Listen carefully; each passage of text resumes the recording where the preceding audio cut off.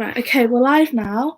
So hopefully people will be joining. I know it's a bit delayed in the comment section. So this is Alex North. Actually, let me get the book.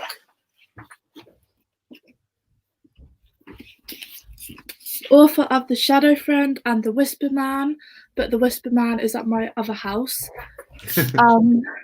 So this was our, we did an event, Read by Spooktober, and this was our second read-along book, which everyone should have hopefully finished by now. I'll just put in the chat that we're live.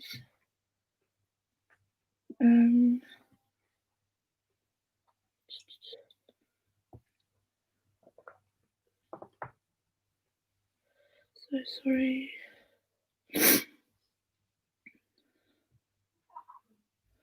Okay, so Lizzie said hello. So we've got some. I have got some questions that people did send in. So if we start off with them, then hopefully we can ask as we go. So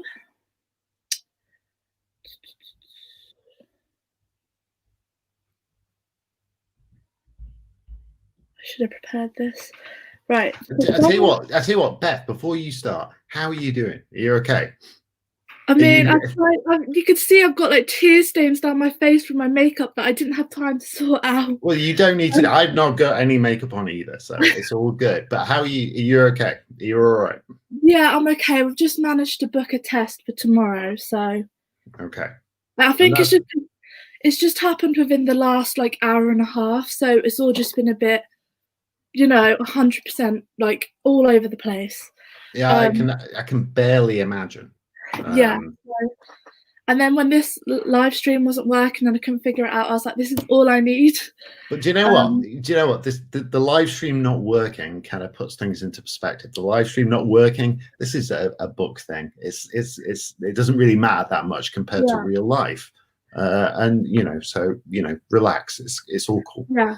I really appreciate you understanding because it's completely cool. Right. It's also just nice to talk to somebody for the first time in about 8 months as well. So it's do you live by yourself then?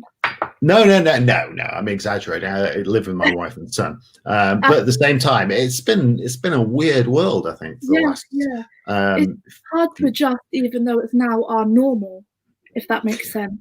Yeah, no, completely. And it's like it's almost dystopian in a way, but at the same time, it's like it's not like you read in the novels. It's so quiet and sedate almost in so many ways, and it's just like you say, it's become the new normal, but it's also extremely weird at the same time. So it's just hard to picture a life before COVID now.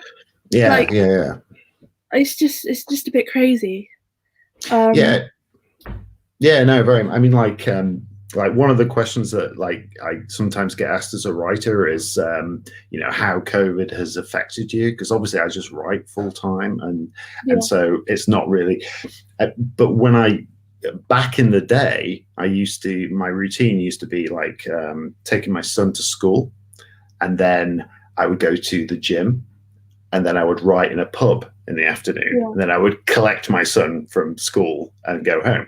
And obviously all that completely changed. Absolutely. All that was cut out, even though I'm incredibly fortunate to be a writer for a living, so I can still do that.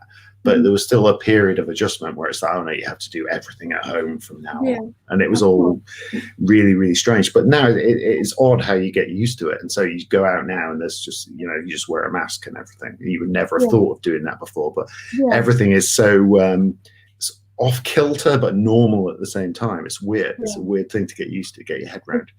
Even though we're like, 8 months, 9 months into it now, it's still the whole adjustment to everything. Like my uni, that's such a big thing to try and wrap your head around. But although it seems like it's going to be like this for the foreseeable future now, so it's just like our normal day to day now. Yeah, normal. So you're at uni? Yeah. Whereabouts are you, and how are you finding it? So I go to uni in Greenwich, so I live in London.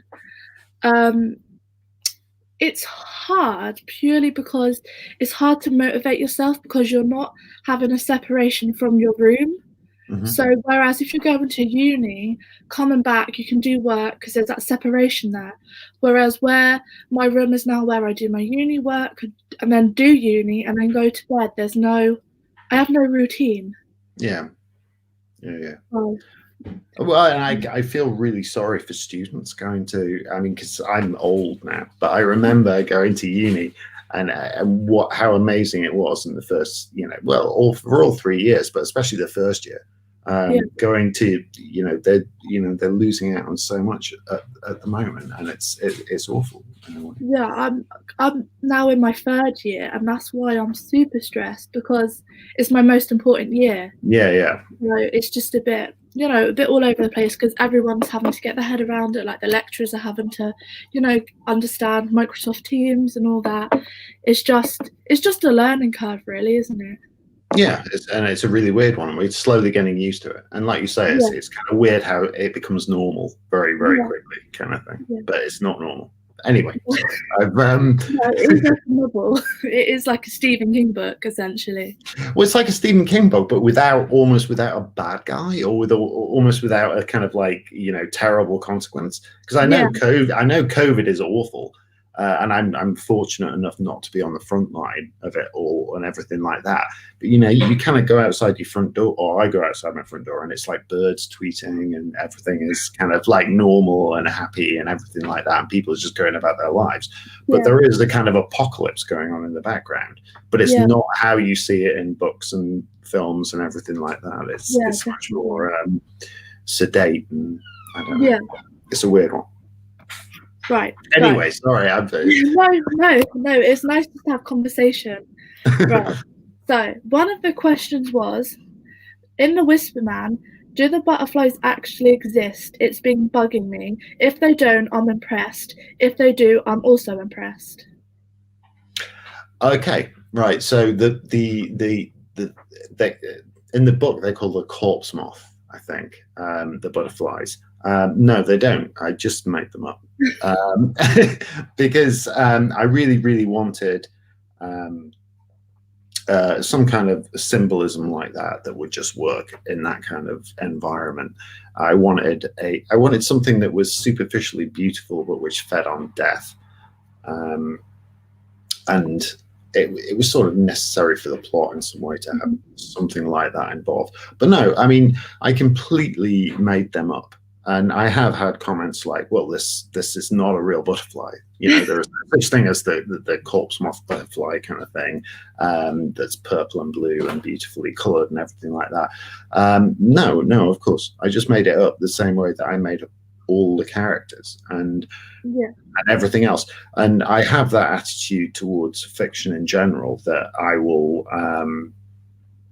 will research as much as I need to research to make it convincing. But I will also, the joy is in making it up, and coming up with stuff, and all the details like that, a fair game to me. I will make that stuff up in order to fit the story and to move the story forward. Whether it's a butterfly, or whether it's a forensic technique, or whether it's, the way that the police work or anything, I will bend reality to fit the story.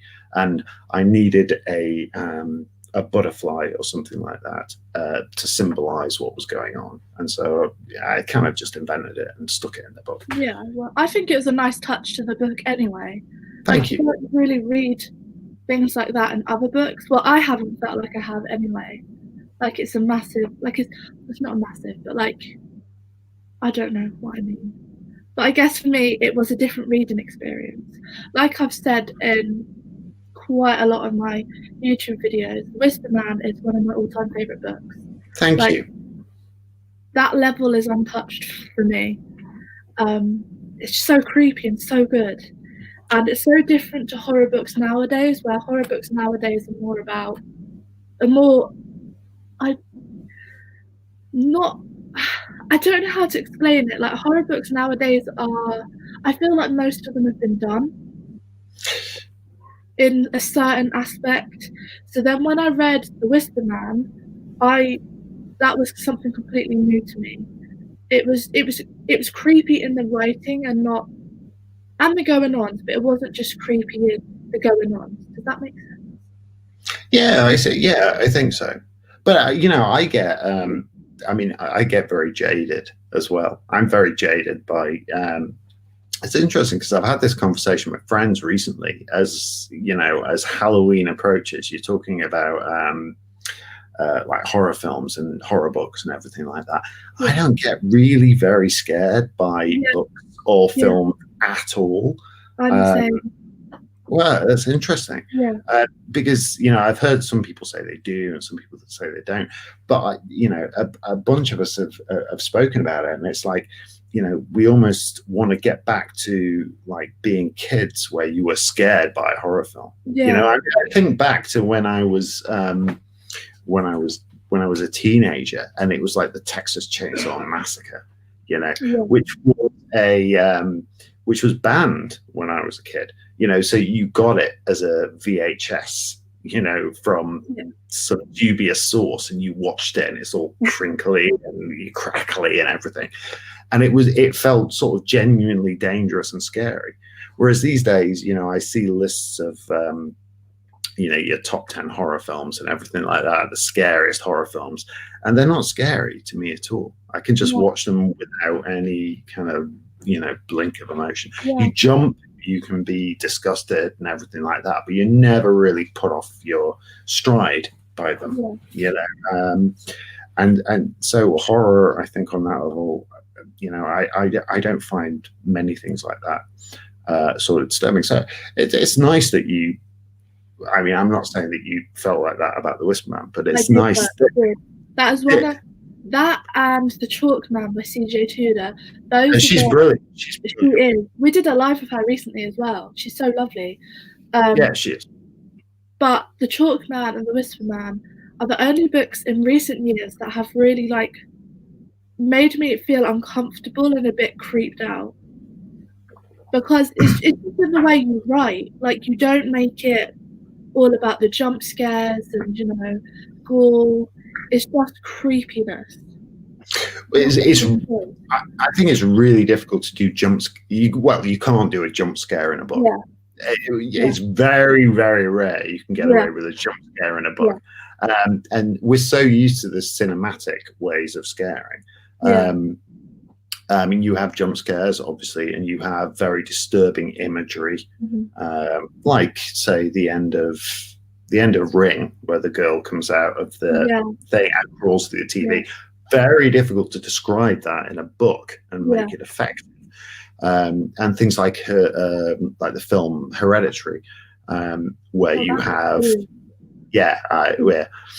but you have the sound effects. There you can do that. It's very difficult to be scary in that way in a book. I think, you know, you have to kind of rely on atmosphere, I think, as well, and character and everything like that. And, you know, certainly with the Whisper Man, I mean, I didn't try to be scary so much with it. It's more just that the scares arrive, hopefully because you care about the characters and the situation that they're in. So, you know, with a book, I think you have to try more to emphasize character and then put those characters into a difficult situation, and the scares arrive naturally from there, hopefully. It's very difficult to do the imagery and the sound effects and everything that you get in film. You have a different palette open to you in fiction writing. I mean, with The Whisper Man, it is one of those books that I couldn't even guess what was going to happen. Like, I couldn't figure out what was going to, like, you know, the ending was going to be, where it was going to go. It was one of those books that I literally read it, I think, within a day or two, because I just couldn't put it down, because it was just, there's so many elements to it that were very new with reading for me. Like, I've read so many horror books, I've read a lot of Stephen King, but The Whisper Man, it was just so creepy, and you just wanted to know what was happening, but also you didn't want to know. It was. Well, I mean, hopefully that's the aim, you know. It's a weird one, actually, because I know what you're saying, but at the same time, that when you pick up The Whisper Man, it's a book about child abduction, and so you automatically think there's a guy and he's got his kid Jake, So Jake's going to be abducted at some point in the novel. But Jake doesn't get abducted for quite a substantial amount of the novel. So it was a weird one, kind of maintaining tension, you know, before something that you know is going to happen, but it doesn't happen until about 2/3 of the way through the book. Without giving spoilers away to people who are watching, I think it's fairly, you know, obvious that that happens at some point. But yeah, it's a child abduction book in which the child doesn't get abducted until 2/3 of the way through. So yeah, so it was a weird one to do on that level. Yeah. So we've got, do you find you relate to any of your characters, invest more time and effort into them more than any of the others you've written? So any particular characters that I emphasize with? Well, you know, on one level, I kind of, this sounds awful, but I empathize with all of the characters, even like the really, really bad ones. Like even, yeah, the most horrible ones you almost empathize with. Because everybody's a human being. There's this saying, and it's really kind of boring in creative writing, but it's true, that even the bad guy is the main character in their storyline. You know, they think they're right and you know, doing their thing in order to get what they want. And so you have to empathize with everybody to an extent. And, you know, I'm not somebody who thinks that for the most part somebody is evil, you know, or born evil. If you're dealing with human beings, you are always dealing with very complex people who have reasons for why they are doing what they are doing. Even the most heinous things, you know, they will have reasons for why they are doing that. And, you know, it's important to try and understand that and try and humanize them, because otherwise you're sort of brushing it under the carpet by saying, oh, they're just evil. Well, they're not. They're human beings, and there will be reasons for why they're doing what they're doing. So I always try and empathize with everybody, all my characters to an extent. Naturally, with the Whisper Man, I empathize with Tom Kennedy. You know, he's a writer with a son, so I mean that's really, really obvious in a sense. But I empathize with every character to an extent. You know, Paul Adams and Shadow Friend, I empathize with him. You know, he's a failed writer. You know, so I know I'm not, but at the same time, you know, I empathize with the emotions that are behind that kind of thing. Yeah. So, but you know, you try and put yourself in the shoes of anybody that you're writing about. Yeah. They're all human. They all have their desires. They're all trying to do certain things, and you know, on that level, I think we're all probably the same beneath the skin. We're all trying to do these things, and sometimes we fail, sometimes we succeed. We can try and empathize with people on that level, I think. Well, that's a good answer, because I guess you've got to empathize with your characters if you're writing about them, because you're creating them essentially. Yeah, no, I mean, yeah, very much so. And you know, I mean, yeah, every character has something. Well, I mean, not even every character. Everybody has something that they want, and they're doing their best to stagger towards it. You know, some of us are more confident the way we walk, but other people aren't. But everybody is simply trying to do their best in some way to get what they want. And what they want might not be very good, or it might be fine, but then they might fail in certain ways depending on how they're doing it. But everybody is simply doing their best to move forward through life. And so you have to kind of try and empathize, I think, with people as much as possible. And that doesn't mean sympathizing with them. It doesn't mean, you know, I agree with you, but understanding you is, I think, important. You know, you don't have to agree with what somebody is doing to try and achieve what they want, but you can say, I understand why you are doing that, and I relate to why you are doing that. Yeah. But not how you necessarily go about doing it. Yeah. Okay. Yeah. That makes sense. So Hannah's asked a question: what made you interested in having lucid dreaming as a concept for the Shadow Friend? The lucid dreaming aspect. Yeah. Okay. Well, I've been interested in lucid dreaming since I was a teenager. Okay. Well, maybe even beyond that. I mean, but I've always been interested in lucid dreaming. As a teenager, I would keep a dream diary, as they do in the book, and I would listen to. I used to cassette recordings, which we don't get anymore, but cassette. Yeah, I know it's all MP3s now. But cassette recordings in a cassette recorder, I would listen to like a subliminal thing as you went to sleep. It was supposed to help you lucid dream. I was just phenomenally interested in them because dreams are really, really interesting. Yeah. You know, we push them to one side or whatever, but you spend an awful lot of your time dreaming in life. Well, it's about 2 hours a day you spend dreaming, which is quite a significant portion of your life. And while you are dreaming, it seems as real as your normal existence. You don't know you're dreaming while you're dreaming because it's so convincing. And it just seemed like a significant portion of your life to be wasting when you could do anything in your dream, you know? And that was the appeal when I was younger. It's not quite as simple as that, obviously. But it was just like, I would love to take control of my dreams. So I got really interested in lucid dreaming. And it just seemed very, very natural to me when I was planning this book that you have these boys in this industrial town, this industrial built down town with no real future ahead of them, that they would, this would possibly be a means of escapism for them, because, they could leave this gray, drab industrial place behind and, have anything they want, which is an appealing dream. And, one I can understand people having. Yeah, because I've never really read a book where they've included lucid dreaming before. So I thought that was a really interesting aspect. There's, I mean, I've not read that many. I could pick Sarah Pember's Behind Her Eyes. Have you not read it? It's really, really good. You should read it. It's really good. It uses lucid dreams, but in a very different way. It's really, really good. That was a couple of years ago. But apart from that, no. I mean, the problem is that writing about dreams is really boring. So it's not. Depending on how you do it, it's not fertile ground for a thriller, because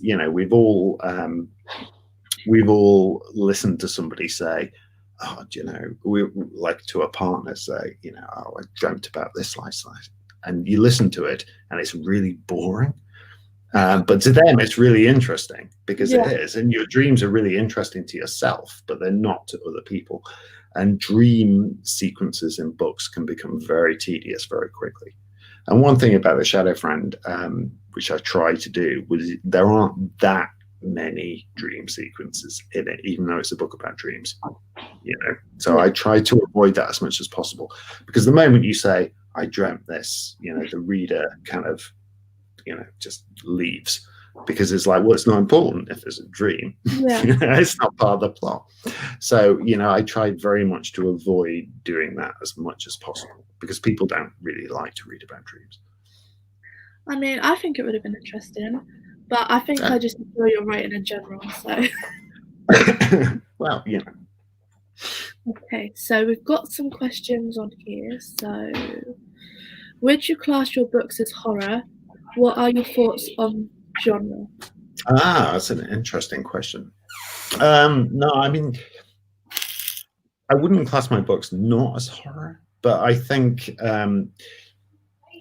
genre classifications are so tricky and so difficult, and often what they are doing is a pure they're performing a marketing role almost, in terms of where you find the books in the shop and everything like that.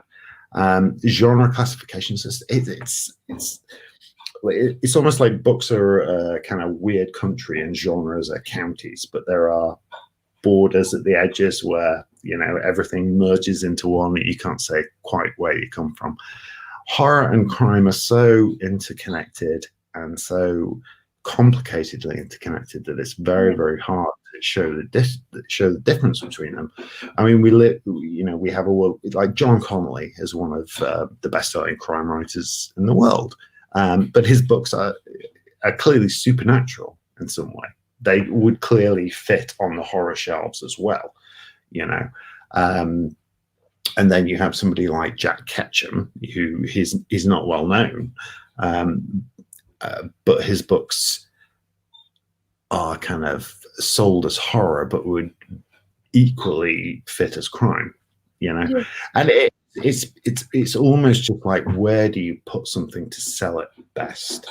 And so on that level, I don't pay too much attention to genre classifications, because I'm interested in writers, I'm interested in stories, and there are, you know, most of the stories that I love, you could put them, you could make an argument for them going on this shelf or that shelf or that shelf, but really it's literally about trying to sell the books. So crime sells well, so, you know, people try and, you know, market stuff as crime, but most works, when you look at them, are far more complicated than that. You can make an argument for them fitting into this genre or that genre or anything else. I don't pay too much attention to genre on that level. You know, I'm interested in writers, I'm interested in books. How you shelve them is not that interesting to me. Yeah. You know, if a book looks good, it looks good. You're not gonna really care what genre it is. Oh no, exactly. I mean, and it's the old thing. You know, it's not. You know, there aren't genre. There's good books and bad books. You know, it's not like kind of that's the important thing, and even that's arguable over because people will disagree about it. But you know, whether it's literary or whether it's genre or anything like that is kind of boring. It doesn't make any difference to people's real lives. You know, we like books or we don't, and they matter to us, and they change our lives, or they don't. You know. Yeah, I agree with that. So I read that the idea for the Whisper Man came from an experience of your son telling you he was talking to the boy on the floor. Have you had any of your own ghosty experiences? That is interesting. Yeah. I mean, the idea for the Whisper Man came because, I mean, I knew I wanted to talk about fathers and sons, a bereaved father and son, where the wife and the mother had gone. I wanted to talk about the relationship between the two of them, but I didn't quite know what it was going to be. And there was one day when we just moved into our new house, and I was in the kitchen and my son was playing in the front room where I am now sitting.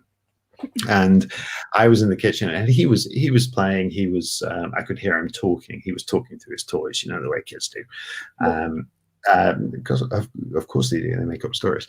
But I came through to the doorway and was like, "Oh, what are you doing, mate?" And he was like, "Oh, I'm just playing with the boy on the floor." And since we just moved into the house, it was like, "Oh man, okay." But well, at that point, I decided, yeah, okay, that's the book I'm going to write. The book, the little boy in my story is going to have imaginary friends, and they're going to become quite sinister and everything like that, because it's sent a bit of a chill through me. But at that point, we never heard anything from the boy on the floor again. That's the only time my son ever mentioned it, and I've never had any personal kind of experience of anything scary apart from that. The only thing I can think of is my son, after my mother-in-law died sort of a few years, well, around the same time, slightly after.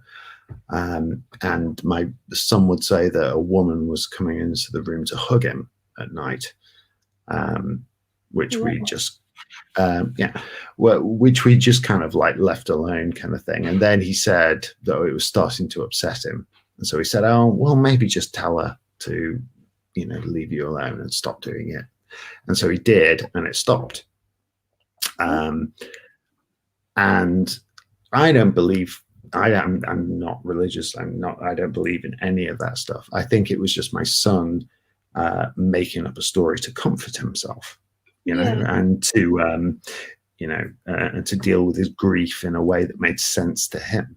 But it's a nice story. It's nice to interpret the world in that way, I think, sometimes. Yeah. Oh, yeah. So, what parallels would you draw between your son and Jake, if you don't mind answering?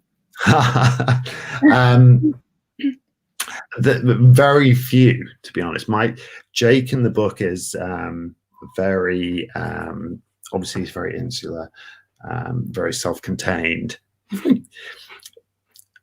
My son is not like that. My son is very friendly.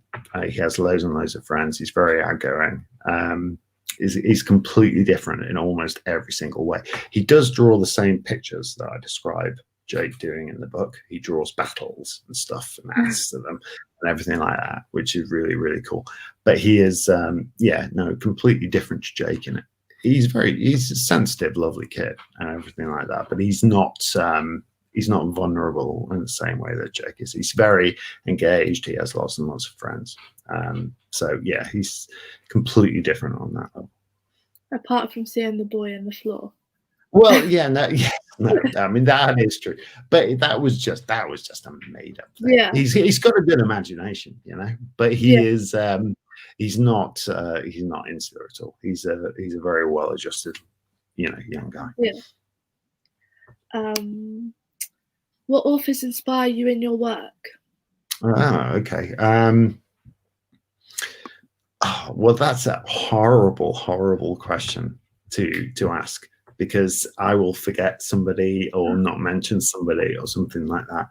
I mean, with a question like that, all you can do is sort of mention your favorite writers. Mo Hader as a crime writer, I really, really love. I think she's absolutely fantastic. Let's see, who can I think? Graham Joyce, Michael Marshall Smith, Tim Willocks, who is a thriller writer who you would never guess was an inspiration if you read his books, but he's brilliant. Yeah, I'll stick with them. It's difficult because you are inspired by everything that you read. Yeah. You read stuff and you just, well, I don't know what you're like, but I read stuff and I think, oh God, I'm so envious of this. I could never have done this. And so you're inspired by it in a way with every book that you read. But of course you can only do your own stuff, you know? Yeah. So, I mean, everything I read, I kind of think, oh, this is brilliant in some ways, you know, and I couldn't do it. And you learn from everything you read. So leading on from that question, if you could have written any book, which book would you want to have written? Okay.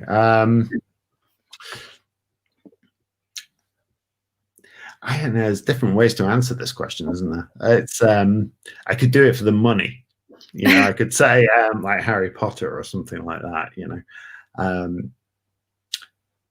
but I would I can't answer the question in a way, and that I'm just happy with everything that I've written. I wouldn't choose to have written anything that I haven't. I've written a bunch of books and I'm happy with them. And I wouldn't take on anybody else's vision. You know, it's kind of like I'm happy to read them. I don't want to have written them as well. You know, so. I mean, the Bible, you know, that would be something to kind of retire on. But anyway. Are you currently writing a book at the moment, or? Yeah, no, very much. I'm always writing. So it's, so the Shadow Friend, The Shadows came out earlier this year. Obviously, everything has gone crazy over the course of the year. But I'm still, the publishing industry kind of maintains its trajectory, and I am writing something at the moment, and it should be done by end of February, I think. I spent most of the year writing it or trying to write it, and just, you know, kind of learning what it's about and you always figuring out ideas on the go then. No. I mean, this is the worst. This is the worst thing. I hear writers say, "Oh, I've got so many ideas, and I've just not got time to write them." And I kind of think, well, send your ideas to me because I don't. I have an idea in mind, and I will write that book, and then I'm absolutely drained at the end of it. I have nothing after at that point. So I do have to reset at the end of each book. And so it's been a case this year of, you know, writing my way into something. And I think I kind of know what it's about now. So, you know, in a few months it'll be finished and it's contracted. So, you know, it should be out whenever it's out. But it's, yeah, coming together slowly. I've not been resting on my laurels too much. I've been trying to write, and the book is slowly coming together, which is how it works for me. I have to write the book to figure out what it's about. Yeah. Well, whenever your book comes out, I'll be buying it. Oh, that's so kind of you. Thank you. So, there was a lot of love for King in Shadow Friend. What is your favourite King novel? Interesting. Well, I would probably go with what I say in the book, which is Pet Sematary. I think that's like the perfect horror novel. I think it's as good as horror novels get, to be honest. It's harsh to ask you to choose your favorite king because Stand is brilliant for reasons that, you know, Pet Sematary isn't, and so on and so forth. There are so many different ways to judge it. You could argue your favorite king forever. Pet Sematary is my favorite horror novel, absolutely. And so I suppose I have to put that as my favorite king. The Stand, the Dark Half. But I could talk about King forever. And go on with all his books. They're all absolutely superb in their own way. But I'll say Pet Sematary specifically for that question. We actually read that as our first read-along book of this month. So Pet Sematary. Yeah, we just read that. How did people like it? It was mixed. So people either loved it or really didn't get into it. I think I did enjoy it, but I think it was kind of spoiled for me because I'd already knew what it was about. So I felt like if I didn't know what was happening, I would have been very shocked. But it's probably up there with my top 10, I think. I say that about every King book. But because I'm actually reading The Stand in November, but I'm a bit scared of how big it is. Have you read it before? Or? No. I've only I've read it, which was, you know, his big one, and then it's The Stand, but I'm a bit terrified to read The Stand. No, The Stand is it's big, but it's really readable. You know, it's really good. And it's a weird one. I mean, all his books are fantastic. You know, you can talk about them forever, and you can argue about them forever. Pet Sematary is just pure horror, though. There's no crowd-pleasing happy ending there. It's just grim. It's a bit depressing as well, isn't it? But you see, I like depressing. I mean, not as a general rule, but if I'm reading something, I mean, there is horror that is just like people being killed and everything, and then there's a happy ending. And then there's horror that is just utterly bleak, and then you leave it thinking, that was really depressing. But I as a grown-up, I kind of, well, not a grown-up, but as an adult, I kind of appreciate those kind of horror stories now, because so much is crowd pleasing these days that it's, you know, it's kind of nice to have something that is just an absolutely pitch black vision of hell, you know. And you know, you can't go away from that with Pet Sematary. It's not got a happy ending. It's a bit chilling, the ending, to be fair. Freaked me out. So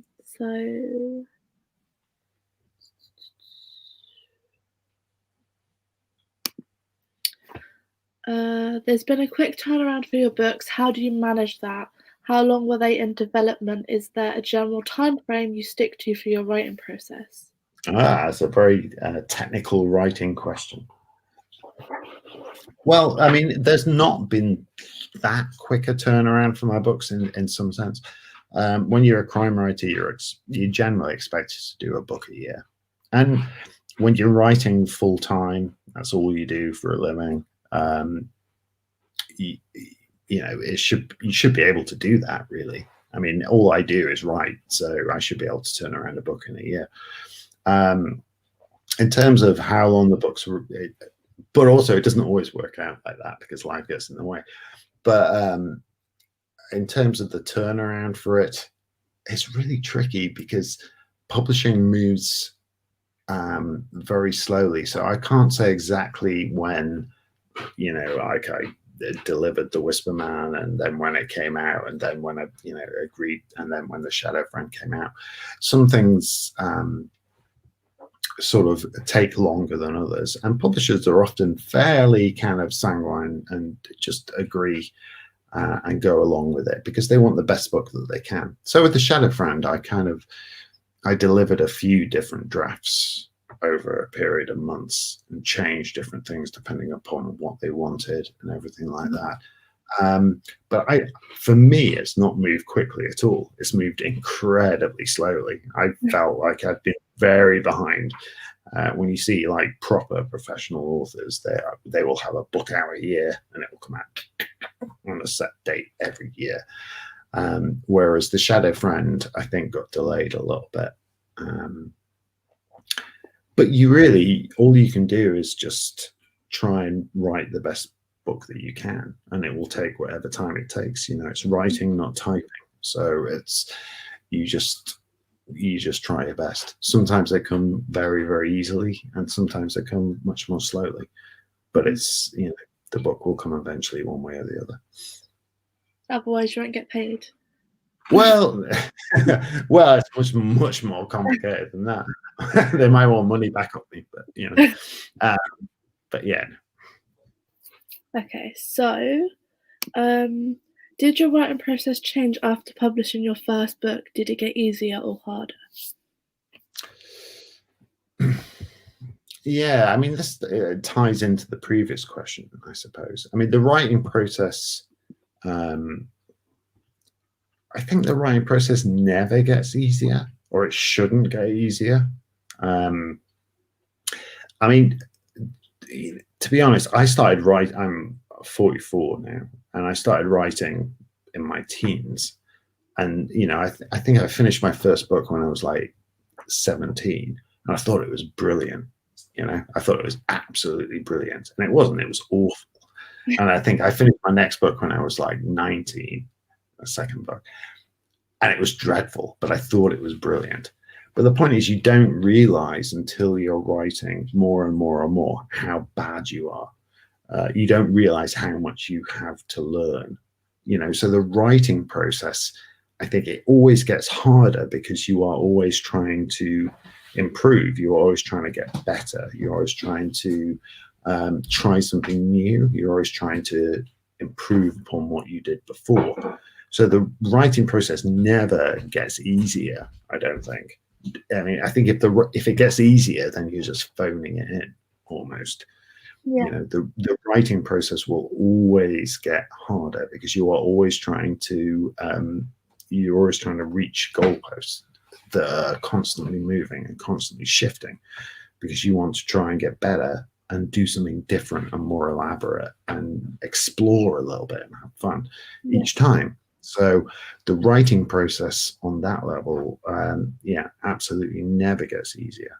And I would be very concerned if I was on one level, I'd be really relieved if I was writing a book and it was just going great, you know. But at the same time, I'd also be concerned, like, it's like, well, you've probably missed something here. You know, you're probably not doing what you need to do. So for me, it always gets harder. And it's nice to have the recognition of a publishing deal, everything like that, to say you're heading in the right direction. But at the end of the day, you're always going to be trying to do what is important to you. And that's always going to get harder, I think. Hopefully, you know, you're always trying to do something a little bit more complicated, a little bit more intricate, a little bit more out there, you know, trying to stake out some ground. So, with your writing process, is there anything you have to do to be able to write? Like, I know some people have like a sort of not ritual as such, but like a specific thing they have to do to be able to write. Um, no, in the old days, like the pre-COVID days, I would always go out to a pub to write. Yeah. I would go to the gym in the morning, and then I would go to the pub in the afternoon. I would just write. These days, I write upstairs, and I have notebooks and stuff like that that I work in and sketch out scenes and stuff like that. But no, I think nothing particular. I can't write with attention. So if somebody was watching what I was writing, I would be like, "No, get away!" I can't. I can't bear the idea of anybody seeing what I'm working on before I'm happy to show it to people. But beyond that, I don't need anything in particular. I don't think I could do with. I need to kind of. I could have headphones in, but it doesn't have to be. It could be it could be music with lyrics, but just something to shut you off from the real world, and then just to concentrate. And you kind of get into a weird head zone, I think, and you can start thinking in terms of your story rather than in terms of the real world. But apart from that, no, nothing in particular. I could write anywhere. Yeah. Okay, well that's fair enough. At least you can be able to write wherever you want. And Well, yeah. So I was wondering about your book cover art. We've had two variations. Do you work closely with the artist? They are fabulous. Okay, so the two variations. I don't know. I don't know whether this refers to the difference between the UK and the US art, or but the same artist has done the UK art, and as I presume has done the US art. They're very different, but they're both work together in terms of the Whisper Man and the Shadows and the Shadow Friend. The basic answer is I have no input whatsoever beyond the joy of getting the emails and seeing them and going, "That's beautiful," because I'm not a graphic designer. I'm a writer at best, and so and I have no knowledge of marketing, so I have no idea what works for the market and everything like that. So seeing the covers, it's almost like God, somebody has put this much effort into it. I have no idea if that will sell or anything like that, but it's beautiful and I love it. The UK covers for the Whisper Man and the Shadow Friend, I think, are absolutely stunning. Yeah, I love how they match. They match brilliantly, and the detail in them is phenomenal. And when I saw them, and when you see them, kind of like when you first get them as a physical object, it's like, God, this is absolutely stunning. I've been so well served by the cover artists there. But the US ones have gone a slightly different way, but at the same time, they match together really, really well too. And their covers are beautiful. And it's like, it's for me, it's like seeing a kind of artistry based on your book and everything like that. They're just phenomenal. Those and most of the international editions have been based on one or the other, because there's such striking images. So it's just been blown away by the artistry of it, to be honest. It's it's been great. That's what originally drew me to the Whisper Man, because I thought the cover was just I had to have that cover. It just looked so good, so that's why I picked it up. Well, I mean, it's beautiful. It's a beautiful image, and I'm saying that without ego, because it's not about my book. It's about the cover image. But the person who designed that, it's brilliant. And you put me on the spot. I should know the person's name who has designed it. So I think I thanked them in the acknowledgements. But having a cover image like that was just astonishing. Because it's just a work of art.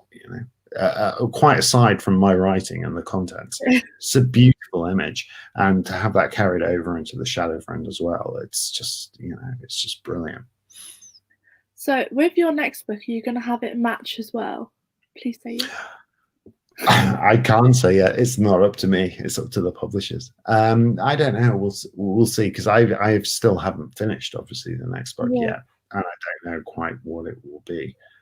It'll be finished in the next few months. Well, it'll be finished by the end of February, I think, and then we'll see. I mean, it needs to get the cover that reflects the contents that that works. But we will see. So why is it called The Shadow Friend in the UK but The Shadows in the US? Abby. But this is not a dumb question. There are no dumb questions. It's but it's a silly answer in a way. It's simply just what the publishers thought would work best for the individual markets. That's all there is to it.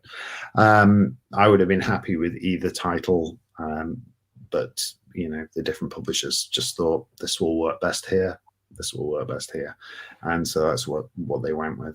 And it was a really difficult book to title, because it's sort of my fault. I'm not remotely blaming the publishers for this. I couldn't come up with the title. It was a really difficult book to find a title for. We went through so many different possible versions. It was really, really hard to find something that worked. I don't know whether that's the fault of the book or what, but there was just no title that really kind of sprung out as being like, this is really obvious. So in the end, the different markets went for slightly different titles, but it's the same book, and they're very close. So it's that's like C.J. Tudor's The Taking of Annie Thorne is The Hiding Place in America. So it did cause a lot of confusion to begin with, because people thought they were two separate books. I can imagine. Yeah, I mean, I guess the Shadows and the Shadow Friend are pretty similar. But also, I would find it really unlikely that anybody who had bought one of them would search for me and see. Well, if you bought the Shadow Friend and you searched for me and found the Shadows, that they would just buy it, without looking at what it was about. I mean, the titles are so similar that you're not accidentally going to buy the same book, I don't think. Which but publishers, change titles to suit the markets. C.J. Tudor is brilliant. I don't know which the better title is there. I don't know, but it's anyway. So if The Whisper Man were to be turned into a film, have you got an ideal cast or director? No, I don't. I mean, The Whisper Man has been optioned for film, which was one of it was like one of the weirdest, most surreal moments of my life, almost, in this whole process kind of thing. But it's Agbo Films, which is run by the Russo brothers, or owned by the Russo brothers, who do the Avengers, did the Avengers films. I have optioned it, and I got an email from them, at the time, and it was like, I'm going to just frame this. So yeah, it's been optioned for film, but you kind of just have to take those things on board and just kind of think, yeah, it's been optioned for film. I'll believe it when I see it on the screen, kind of thing. But it's really, really nice to have those things. But certainly, well, the filmmaking industry is so precarious. So many things get optioned that don't get made into films, but it's nice to have that happen. And so we'll see. In terms of like picking a cast or anything like that, I couldn't possibly do that. It's a weird one. I don't visualize kind of my characters while I am writing. So I have no idea what actors could. I would prefer to go for unknown people, I think, for the most part. Certainly, if you have unknown people when you're making the film, you don't know who's going to live and who's going to die.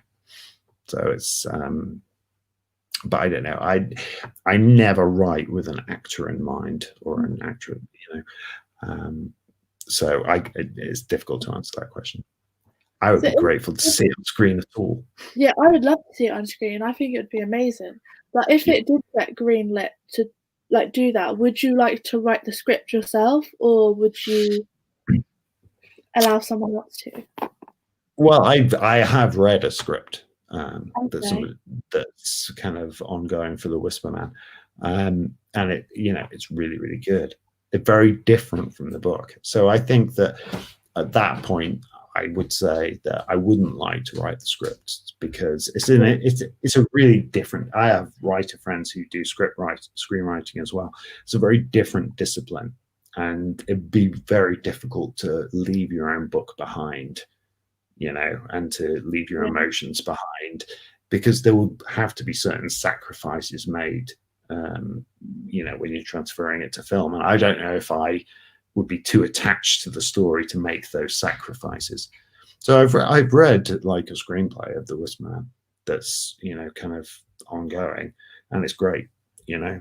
It's not what I would do, but it's great, and it's far better that I just sort of stay back and let somebody who knows how stuff works on film write it, rather than me trying to do something. So it's an interesting process, but it's like once you kind of sign your book away to make it as a film, you just kind of you've given it, so just let other people do what they do. I think that it's a different art form and it's a different interpretation, and I think you just have to kind of let it go and let people do what they want to do with it. I'm not a screenwriter. I'm not cocky enough to think that I'm good at screenwriting. So it's not for me to do. It's for somebody who's a professional at that to do. That's fair enough. It's exciting that you've read a script, though. I know, it was brilliant. It was brilliant to get it. And don't get me wrong, by the way, I was also kind of like, I can't believe what you've done, in parts of it. But I appreciated that. Obviously, you have to do that. But you just have to let it go. But it's cool to read. Absolutely cool. So what are you reading at the moment? What am I reading at the moment? I am reading. I wonder if I've got the book somewhere nearby. I do. The thing about being a writer is you get sent lots of proofs. And so at the moment I am reading Will Dean's. It's a writer called Will Dean. It's called The Last Thing to Burn, and it's out next year, and it's brilliant, absolutely brilliant. I've not finished it yet, but I have every faith that it's brilliant. And apart from that, just various proofs. The Appeal by Janice Hallett. I don't know if you've read that. And there's a horror novel coming out next year called The Last House on Needless Street, which is getting a lot of. I've heard about that, actually. I think someone posted about it recently. Yeah. It's coming out next March, I think. It's one of the best horror novels I've ever read. So, it's absolutely superb. Watch out for that. Definitely noting that down. Have you read, I don't know if you've read it earlier, or have you read CJ Tudor's new book coming out? The Burning Girls. Yeah. No, not yet. I'm due to be sent it, and I just can't wait, because I've loved her first 3 books. Yeah. And I've done a couple of events with her. She's wonderful. She's brilliant. Yeah, I've pre-ordered it. I just want it now. So you liked her first 3? Or? Yeah, I did. Yeah. The Chalk Man, the ending to the Chalk Man completely just. Well, I mean, the Chalk Man is just fantastic. I mean, she's just a singular talent.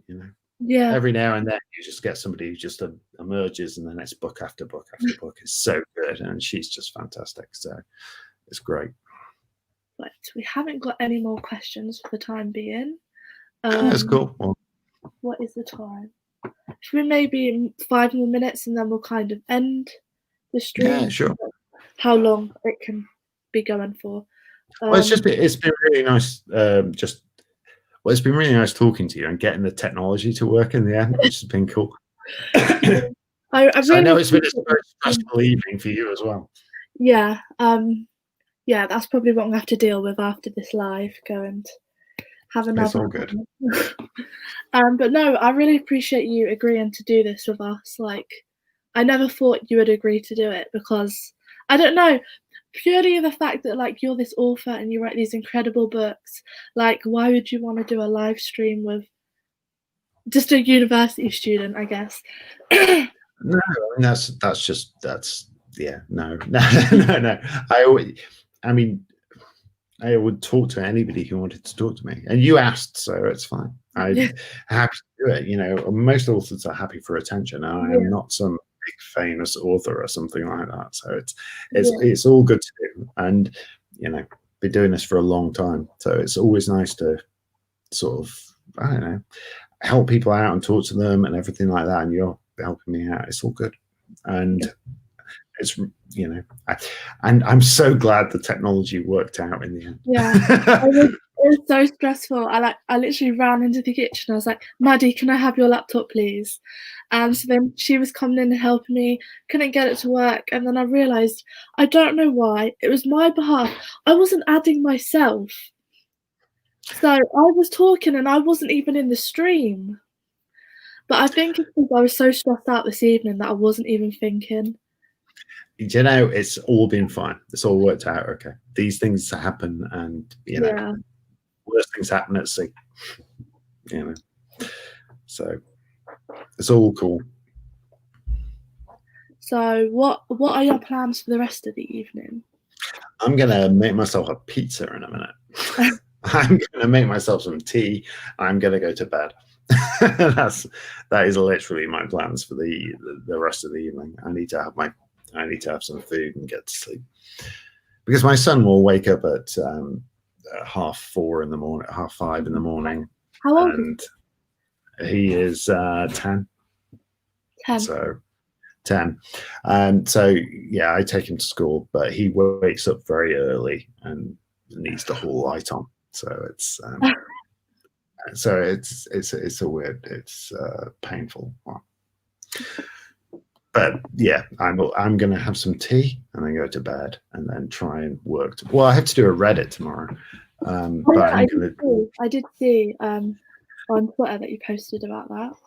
I do, yeah. I will figure it out when it arrives. But it's weird it's weird, like after 6 months of doing nothing to like being given all this stuff you have to do, kind of thing. You have to pay attention and everything. But I will get the Reddit out of the way, and I need to write as well. You know, which is With COVID, did you find it strange when you couldn't really do any like book events?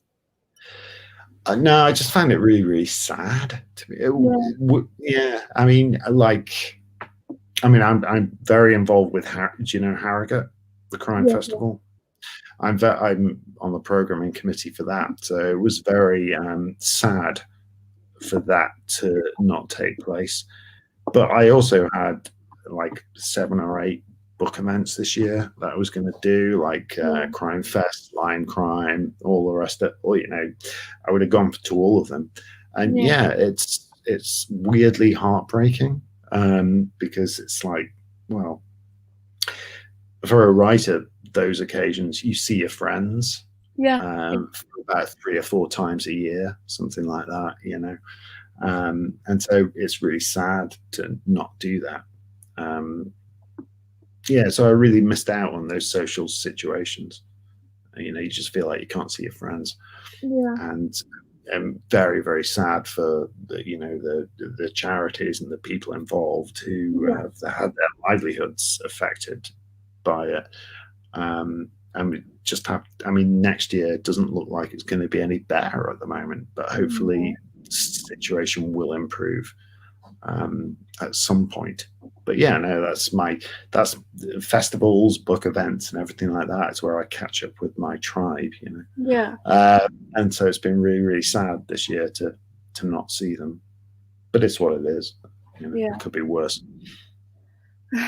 Yeah, it can be worse, but also when you're in that situation, it's kind of like, no, this is the worst thing. Yeah, no, I mean, no, don't get me wrong, it's pretty bad, but yeah, Yeah, at the same time, I'm always, I'm not on the front line, I'm just yeah, a writer sitting at home, so it's very easy for me to self isolate and everything like that. And yeah, we're missing out on stuff, but at the same time, we're not, yeah, I'm not like in any danger or anything like that. I'm not a nurse looking out for somebody on the front line or whatever. So hmm it's, got to keep things in perspective. Horrible, but we will meet again. We will have yeah, festivals again. yeah. Okay, right. I'm gonna end it here because I've hit the hour mark. So thank you very much for doing this. Like, it's super appreciated. It's been fantastic to ask questions that I've been wanting to ask, and all that good stuff. That's been an absolute pleasure. Thank you for having me on. Okay, so thank you, and maybe I'll talk to you soon. Hopefully so. Bye. Take Bye. care.